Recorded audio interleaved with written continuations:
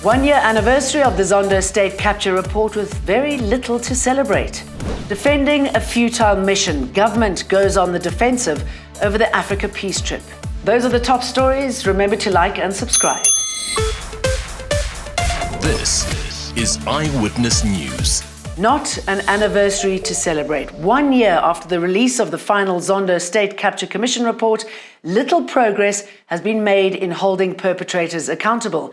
Chief Justice Raymond Zondo says Parliament has not put any measures in place to prevent another state capture from happening again.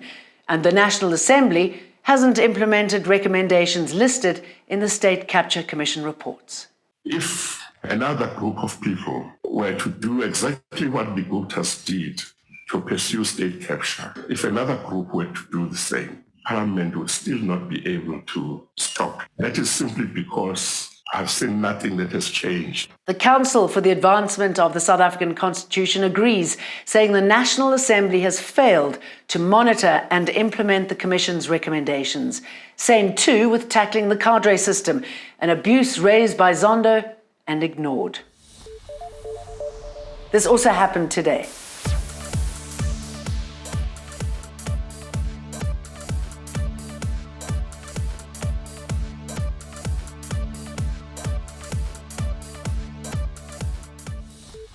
Defend, deny.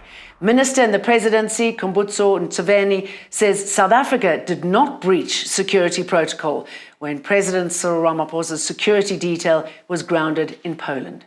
The plane chartered for Ramaphosa's security contingent was heavily armed for the African peace mission to Russia and Ukraine, with Polish authorities claiming the clearance papers for the arms and ammunition on board were not in order. The minister says the government will use diplomatic channels to establish what led to the standoff. Everything was done according to the normal protocols that are done, and also to clear that the SAA charter plane was a charter plane. It was not a commercial flight.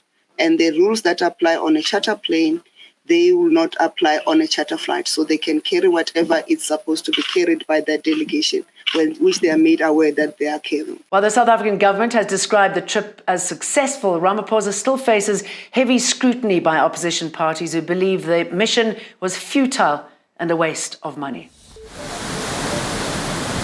After weeks of heavy rain, the Western Cape government says they might need to declare a state of disaster in the province.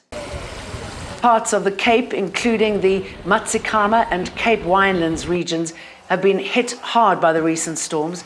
At least 2 people have died. The adverse weather is also estimated to have cost the provincial farming economy between R750 million and R1 billion. Premier Alan Windey says although there's evidence to declare a state of disaster, he's still waiting on a full flood assessment, especially after the destruction in Citrusdal. We are busy repairing at the moment.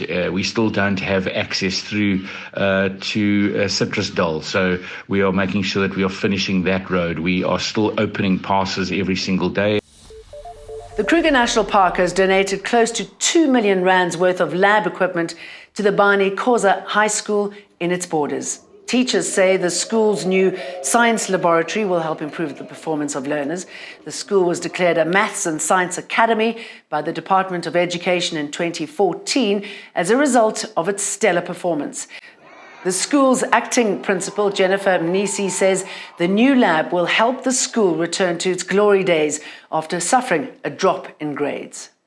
You know, today we have a lab, and we can only indicate to you that you will see wonders. Nisi says the science lab will be open to the other high schools as well.